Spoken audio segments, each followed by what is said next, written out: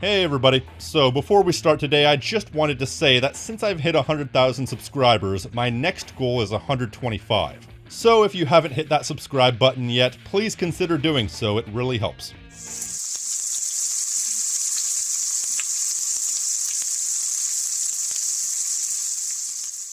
Full disclosure, when it comes to my video output, I tend to play by the beat of my own drum. I stay in my own lane, I do my own thing, and I try to keep my output to whatever I feel interested in. Because if I start making my output based on other people than myself, then it's only a matter of time before I end up with another dead channel. What this means is I usually don't take requests, mostly because if I didn't personally come up with the idea, I probably don't have any creative interest in it. This is probably the first and only exception to that rule that I've ever done. And why is that? Well, aside from actually being interested in this topic, it's by far been my most requested video ever. And even though I'm a few months behind the curve in this respect, I appreciate the requests because otherwise I would have never even known about this game's release. It's not every day that a new Twisted Metal game comes out, especially when that game is a fan revival of a cancelled game. Okay, well, it's not really a fan revival per se, or really a full finished game for that matter. Not by a long shot. But let's back up a bit, because I'm sure some of you who are unfamiliar with the topic may be asking yourself, what the f*** is Twisted Metal Harbor City? You see, way back in the halcyon days of the early 2000s, when Frosted Tips and Linkin Park ruled the roost, a little game called Twisted Metal Black came out, which quickly became the standard bearer and benchmark for the entire series it was part of from a quality and sales perspective. So naturally, both Incognito Inc. and PlayStation basically said, yeah, more of that. They wanted to make it the most ambitious game in the series yet, most notably including an open world component. As far as I'm aware, they got as far as the alpha stage, which for those of you who are unaware basically means that most of the intended content was in the game, but it had zero polish. Animations may be unfinished, it's probably riddled with bugs and optimization issues, and so on, but most of the pieces are there in some form or fashion. So I would imagine based off the current state of the game and the standard development window for the time, they were probably 6 months to a year before the game went gold. However, two things happened. First of all, PlayStation higher-ups wanted a Twisted Metal game for the launch day of the upcoming handheld, which would end up being the PSP, a game that would end up being Twisted Metal head-on. And that was indeed a day one launch title. Splitting the focus harmed the potential for Harbor City to see the light of day, but then the other killing blow was dealt when PlayStation executives basically decided that in a post-GTA 3 world, they didn't think a game that had an open world element but no on-foot aspect would resonate with audiences, which is funny because if this game was cancelled in 2005, Roadkill would have already been out, so they would have known that not to be true. So to the executive or executives who made that decision, I fart in your general direction. But anyways, between these two killing blows, Harbor City was unfortunately doomed to be cancelled. Apparently the on-foot segment of Harbor City that can be found in mission mode was a last-ditch attempt from the developers to save the game by including some form of on-foot segment. You can tell that this was the last thing made because it's easily the roughest part of the game. But it was not meant to be, and the game was cancelled anyway. If I'm not mistaken, I believe that means the game was at least effectively cancelled on August 11th, 2005, because that was the last time the game appeared to be worked on.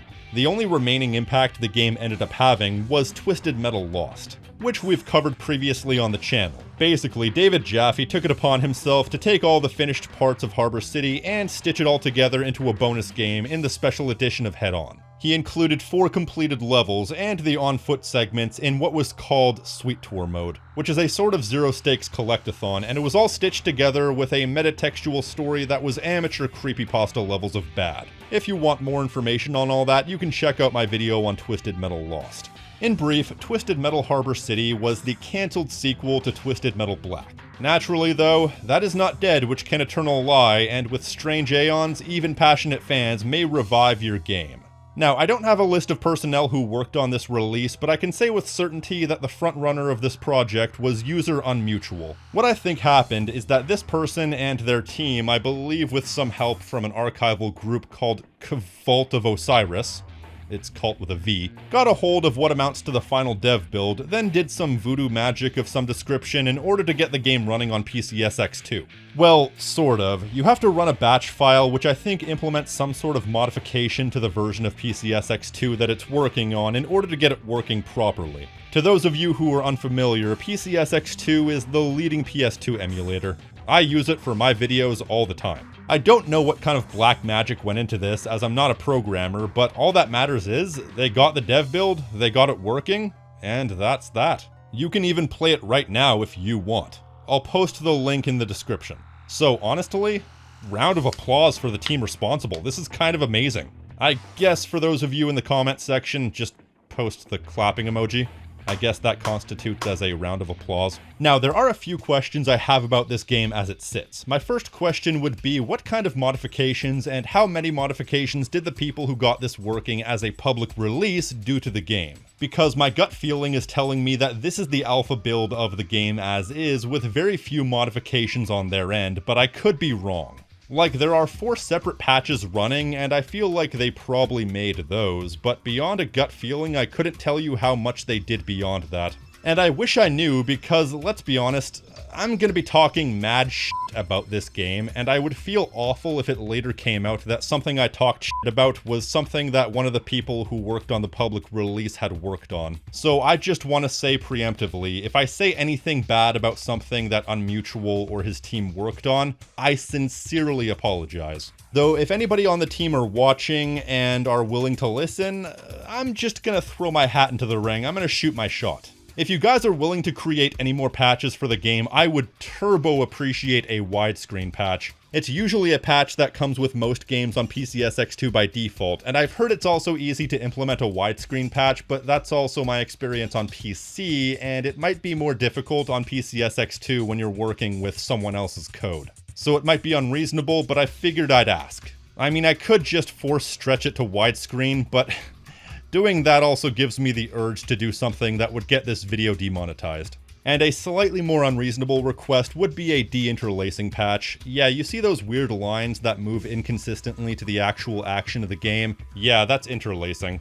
It had to do with CRT displays from back in the day. I'm no expert, but I can recognize what it looks like, and I hate it. I'm not sure if the interlacing is hard-coded into the game, but if there is potential to remove it, I would also turbo appreciate that. But both of these requests might honestly be a bit unreasonable, given the fact that this is all free work done by fans, and also might just generally be unreasonable for the amount of work it would take. So if I can't get it, I won't lose any sleep. Regardless, we're all kind of lucky that this game is even running at all, even in the state it's currently in. If there is one thing I would like that I don't think is unreasonable, it would be some sort of instruction manual or readme to help me understand what the f is going on in this game, because this is obviously a build of the game that was never meant to be seen by anyone but the devs, so you have a lot of elements in play that they as a collective understood the significance of, but without the context of having been in that room, I have no idea what they're supposed to be. Take, for example, the very first option in the game menu, Start Host Game.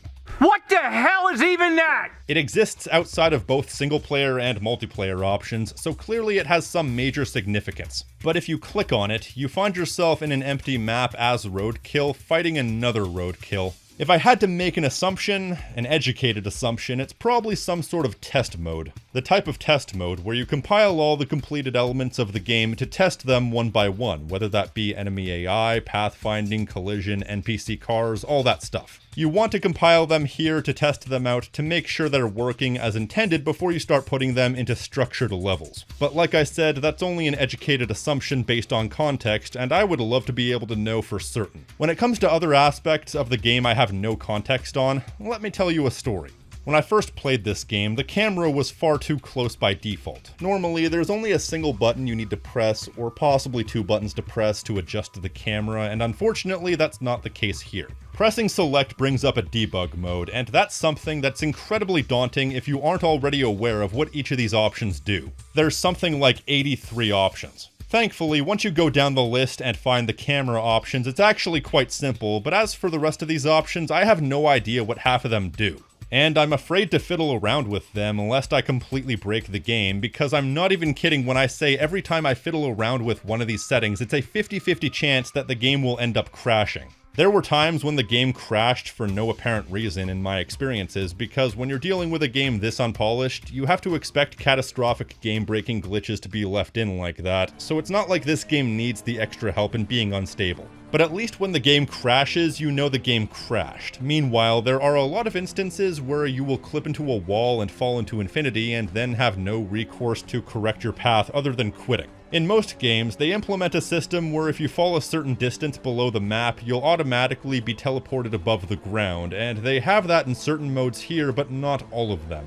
With that, you may notice me walking around as Sweet Tooth here. This is the aforementioned system they implemented to try and be comparable to a proper GTA game. This is Mission Mode. Mission Mode in theory is a story mode of Sweet Tooth, or Needles if you're being semantic, being thrown into prison only for him to escape and wreak havoc. This is the mode that would be later repurposed as Sweet Tour mode in the special edition of Twisted Metal Head-On. Based on the mission objectives and the placeholder screens where cutscenes were supposed to be, you can kind of get the sense for what the story was going to be about, because there's one point where you have to chase Calypso's mole. So presumably Calypso was in some way directly responsible for putting Needles into prison, and now he's out for revenge once he escapes. So it's a pretty standard story for the series, but it's an interestingly ambitious concept, but the gameplay is... well, like I said at the top of the video, this was a super late addition to the game, so it has the least amount of polish out of everything in the game. It has incredibly, and I mean incredibly, basic combat. You can't even punch while you're moving. You have to let go of the analog stick before you can properly hit someone. And these people you have to fight are as brain dead as it gets. The AI was probably only barely programmed, and so they have a few pathfinding algorithms and a programming command to hit you with whatever weapon they have if you're within a certain distance, but otherwise they don't do anything, and sometimes the pathfinding algorithm messes up, leading to hilarious moments like this. Plus, the animation is bare bones all around. Everyone's hopping around stiffly like they really have to pee, and that's if there are any animations to begin with. Things like torturing the warden to try and get him to tell you where your truck is only happens in theory. You're mashing the shoulder buttons, but nothing's actually happening on screen. Plus, you can't even normally access this mission objective. In this game, you can press all 4 of the face buttons to skip to the next objective, and you need to do this to access the warden torture minigame. I understand contextually why that's the case, but it still doesn't make it any less funny. And what's even more funny is that level 1 is probably the most polished. It actually has an identifiable structure to it. Find the warden, get his ID card, escape to the loading bay where you can jack a car, bing bang boom, makes sense. You even have innocent guards you can punch until they explode into giblets. That's not something that programs itself. So yeah, believe it or not, this is the peak. It only goes downhill from here. Mission 2 has you steal a prison ambulance and escape the place so you can go find the iconic ice cream truck at an impound lot. And this mission actually has a few rudimentary pre-rendered animations that take place. On one hand, that surprises me because that means these animations had to be some of the first things they added. Though on the other hand, I kind of understand why they were.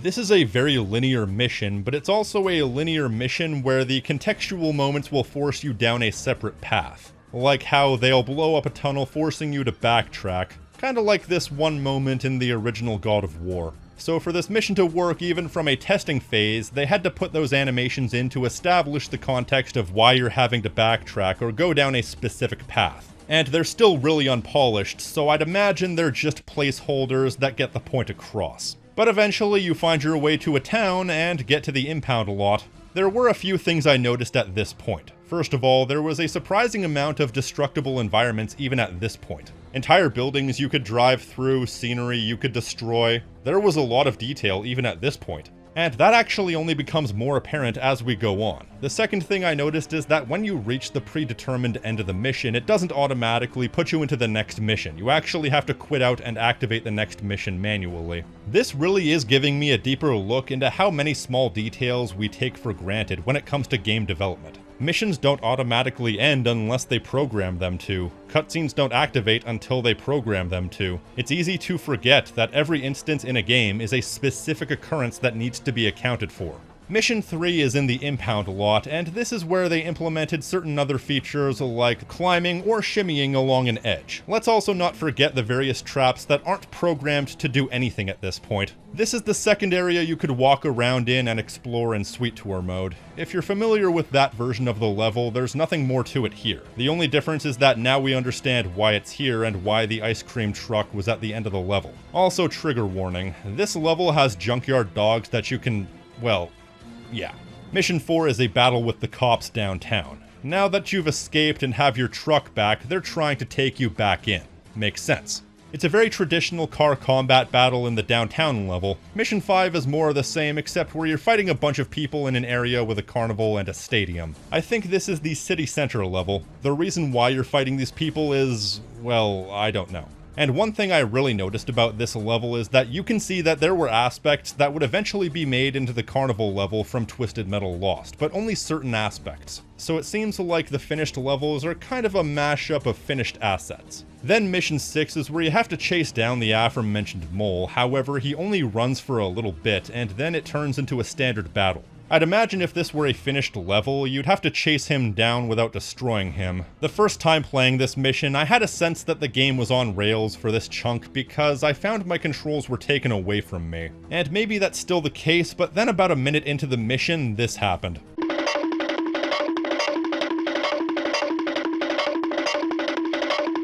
Something tells me that wasn't supposed to happen. And also, I had another single instance where the game basically decided to take control away from me, so that basically confirms that this was just a coincidental occurrence. And then Mission 7 is the final mission they implemented, and it's really not even a mission. I get the sense that they were in the middle of making the level layout before the game got canned, because you have a lot of blatantly unfinished level architecture, several areas where you can fall into nothingness, and the most readily apparent path that looks like you should take leads to nowhere.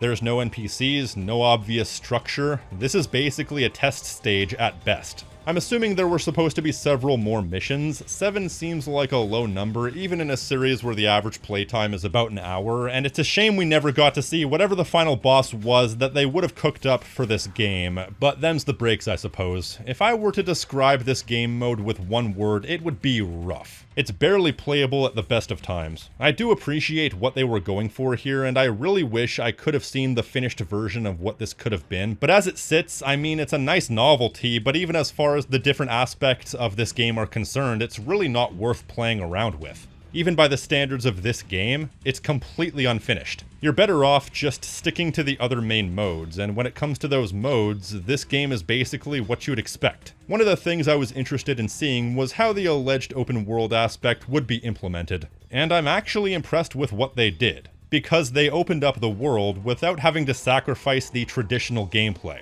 You see, every time you kill a certain amount of players in a level, some passage will open and you'll be able to drive to the next level where the next battle takes place. So it's kind of an open world in the same way that Tony Hawk's American Wasteland was an open world. It has pre-designed levels, but also has areas that connect them so as not to overload the processor by forcing it to load too much of the game at once. It's a non-standard loading screen, which is nice in that it keeps the action consistently flowing, but was it really a necessary implementation? At least in the way they did it. I guess that's up to the eye of the beholder. I wouldn't have minded if the levels were structured in the traditional sense, because this does seem a bit gimmicky, as it doesn't really add much compared to a standard loading screen. All this really does is give them something they can put on the box blurb or into press releases. Plus, by having the game be structured like this, it means that different environments have to have more internal logic. You can't exactly have the same level of variety or ridiculousness that previous level lists have, because you have to make sure they connect to each other logically. You can't drive through a tunnel and find yourself on a prison ship, or a series of dilapidated skyscraper rooftops, for example. So the groundedness does make the level selection a touch more boring, but at the same time, this is the only game where they really tried this, so this is worth coveting just for the fact that it's something they had never done before and haven't done since. So I'm a bit mixed on this. It makes the levels inherently less interesting, but I do find it a neat idea if nothing else. It's not something I would have liked to see a lot of, but once is okay. And that's not to say that different levels aren't interesting. They're definitely more grounded than you would have had in previous games, and they may be a bit on the weaker side, but they're not bad by any means. You start off in the ghetto. This level is one of the better ones in the game. At first, it's mostly just a flat square without much going on, but there's actually a surprising amount to explore, including multiple routes to get to the rooftops and then go roof hopping, which is always fun. Outside of that, there isn't a ton to play around with. You have some highway to play around on, a few minor interesting set pieces, and that's basically it. Nothing to light the world on fire, but it's pretty solid. Then downtown, which has some nice little areas to play around in and a good amount of destructible buildings, more on that in a minute. It's also a big square, but it does leave itself open to more varied gameplay with its man-made ramps and the reservoir at the end. You have the city center, which is actually a carnival and a basketball stadium made to share a hotel room. But while the basketball stadium portion of the level is a bit standard, even if you can go onto the roof and all around the interior, the best part is definitely the carnival with all the rides and fun verticality that the two major rides give you, but personally I think this level was better laid out in Twisted Metal Lost. However, if there's one thing I wish the Lost version carried over, it would be the environmental attack, because it's probably the most clever environmental attack this series ever did. In theory, it's pretty standard. You have this giant eyeball and it shoots lightning, but you can actually detach the eyeball from its perch and roll it around where you wish, and it will shoot lightning from wherever it's sitting, which means it's perfect for laying a booby trap. That's a great idea for an environmental attack, and it sucks that it's basically trapped here. And this is where things get interesting. Even though I've been driving between these areas as they come up, the next area that comes up on the minimap is a completely inaccessible area. I even tried to use the debug menu to try and spawn where the alleged tunnel to the next level is, but it didn't exist. Still, there is one more level in the open world mode, Goth, though it's accessed through a tunnel that's off in the corner, which is far away from where the green blip on the radar is. It looks like some sort of ancient Gothic church that was repurposed into a mall, which is the most tragic thing you can do to a piece of beautiful architecture like that. This level has some good verticality, several elevated areas to explore, and a lot going on, but it's far too big for its own good. You could have just had the mall and this would be a serviceable level, but the outside area just gives this level far too much commute. Still, I quite like the inside of the mall for what it's worth, and surprisingly, that's it for as far as the open world is concerned. At least as far as I could find. I drove all over the map to try and find the next area, but I couldn't find a thing. And there's no indicator icon to let me know where the next level was, even though the game said there was one. Which I guess was a bit of placeholder text for whenever they got around to implementing the next level. I even clipped myself through the floor to see if there was any hidden tunnels. No such luck, I'm afraid. But once again, this felt like the point where the development was coming to an end, and so this level feels noticeably glitchier than other levels, although the other levels still have their moments, but comparatively Goth clearly is still a work in progress. I wonder if more open world levels were available in previous dev builds, and maybe they were cut out of this version so they could polish what was there. Maybe I'll have to do a deep dive on the previous dev builds someday as well. Either way, as far as the open world is concerned, that's it, despite the game having several other levels. Now, thankfully, the rest of the levels you can explore in challenge mode and endurance mode. The first of these levels is called Docks. It's a very wide level, and it has some fun ideas, such as the ships in the harbor, many of which would once again be repurposed in Lost. I also managed to clip myself into one of these ships at one point. I had to use the debug menu to get myself out. You have the broken down freeway, a small city, and so on. Nothing that will blow your mind, but for what it is, it's perfectly serviceable. Railyard, on the other hand, has some fun ideas, such as two-way ramps separating chunks of the level, but otherwise it's very big and very empty, with a lot of architecture that has no collision data, so you can clip right through it. So it's a double whammy of unfinished and too big, but it's still fun in parts. And then there's the airport, in which there's a lot to explore, but the level is too damn big. It really needed to be cut down to like half its size to be effective. Still, clearly a lot of work went into this because there's a lot of buildings to explore and you can plow right through the walls, which is fun. And it's hilarious to see these airplanes take one bullet and just crumple like paper mache in the rain. Must have been a Boeing. So yeah, interesting ideas, lots of places to explore, but the size kills it. Then Shipyard is the type of level that barely functions. It literally spawned me in a permanent loop of falling into the abyss and then respawning over the abyss. Once again, I had to manipulate my location data to even see the level. It has the potential to be okay, I guess, but I just feel like this level is so woefully unprepared for prime time that I can't really judge it. It's like judging a 4-year-old for their skill at arithmetic. It's just unfair. Both Stadium and Suburbs are pretty similar to their counterparts in Twisted Metal Lost. You can tell that these were the levels that they thought were far enough along that they could be slightly modified in order to see prime time. They are noticeably different, such as with the suburbs having a long highway to the abyss, much like several other levels, and boy is that an existential thought or what. Being trapped in a 4-square-mile chunk of land, and when you try to escape it's just an abyss. Anyways, then with the stadium, this version has a truncated area and an upper area that's much more expanded upon, but otherwise these levels are very similar to their Lost counterparts. So if you've played Lost, you really won't get much more out of these levels than you already have. And unfortunately, those are all the levels I have the ability to show you. I tried to play the last 4 levels on the selection, those being Freeway, Estate, Harbor 1, and Harbor 2. But they could not be persuaded to work. According to the wiki, Freeway is only compatible with other versions of the game and not with any sort of emulator. The Estate file apparently doesn't exist, despite being a planned level, and apparently Harbor 1 and 2 are file copies of the on-foot segment in the Asylum in mission mode. So overall, kind of a meh series of levels that probably needed some extra time in the oven, and had they gotten it, we probably would have had ourselves a much more solid roster here. If they weren't already aware of the flaws with these levels, I'm sure beta testers would have been the first to let them know. But if there's one thing that makes it somewhat worth it to me, it's the absolute ridiculous levels of environmental destruction. Like, you can tell they were really pushing that aspect in the game because it's one of those things that even at this point is almost a universal feature of every level. And I'm not just talking about the ability to drive through houses, that's child's play compared to the other things you can do. You can drive into and sometimes destroy entire buildings a lot of the time, and there was one moment where I didn't even know what happened. I saw an explosion and suddenly half of downtown was destroyed. It turns out if you destroy this random fuel station, it will cause a chain reaction that destroys the entire city. That is sick. And that's only one level. I lost count of the amount of random level architecture you can destroy, from highways to buildings to entire chunks of the game world. Sure, a lot of this is crude and sitting at various levels of unfinished, some of it even slows down the game, but it's still a fun addition. If there's one shortfall of the destructible environments, it's that there's no clear indication between what is and isn't destructible. A lot of it is just trial and error, so you have to start ramming certain buildings until you find one that breaks. Or you can just not bother and discover it organically. As for the character roster, surprisingly, there's actually a lot here. Sort of.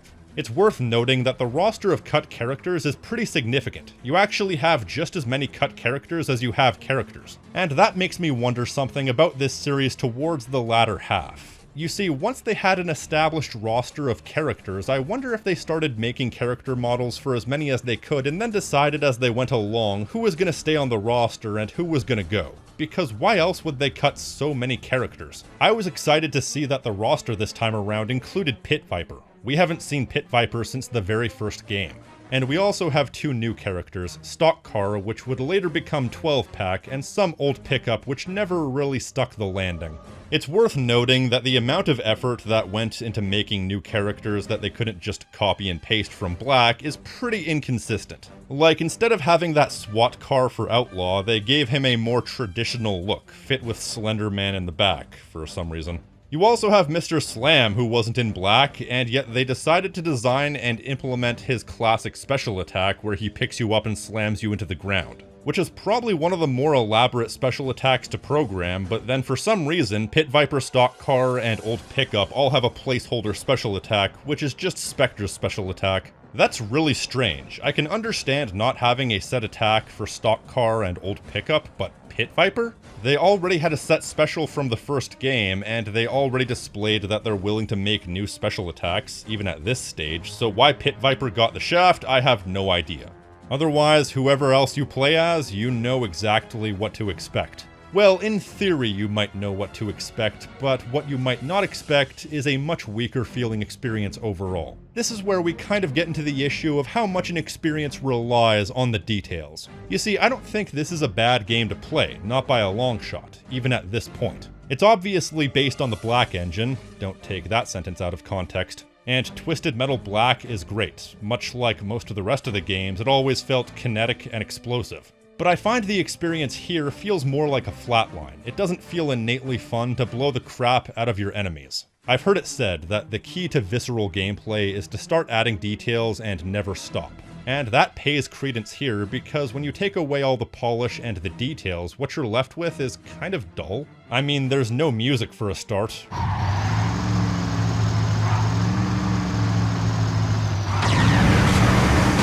early builds of the game apparently had licensed music added without permission. Makes sense, nobody was ever meant to see those builds, but in this build, there's no music outside of the main menu, and half of the sound effects are missing as well.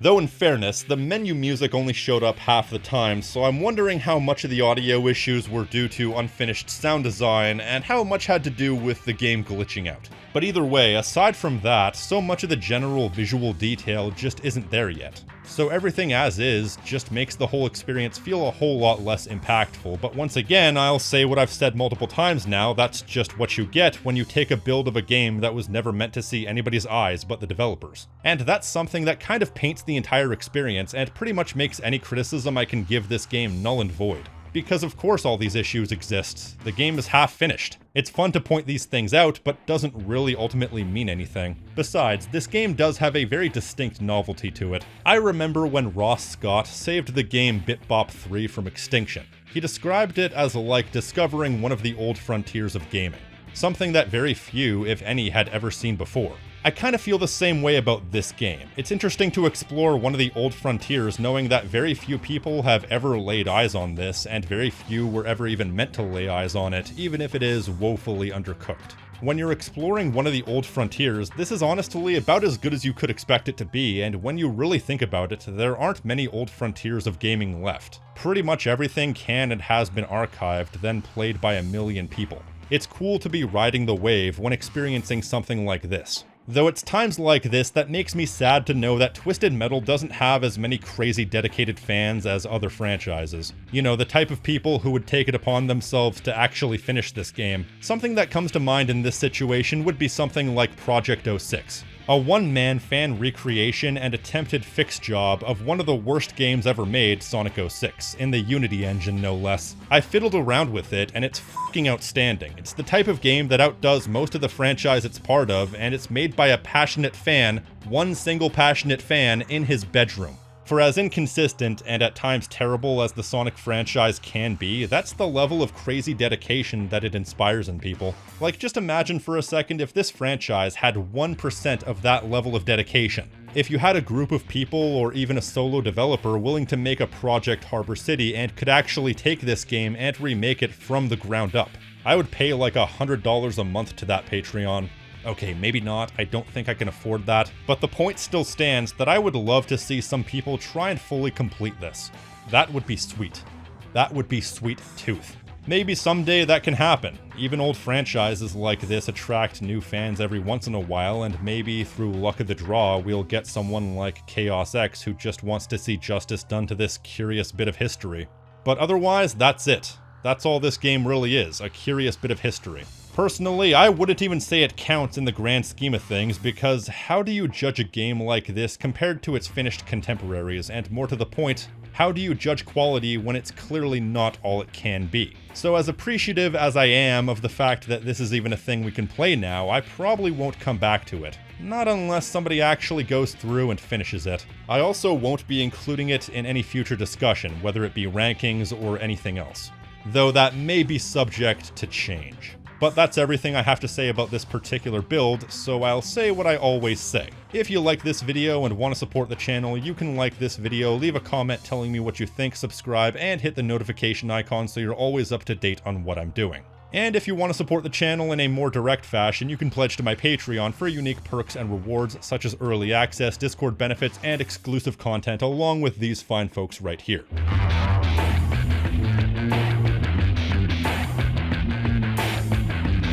And an extra special thank you to Dick Kickham, Gaw004, FarmCat84, Raph, Ranger X, and Weird Webster for going above and beyond. Elsewise than that, I've been the Monarch of Snark right here on Tactical Bacon Productions, and I will see you next time. Stay crispy, my friends.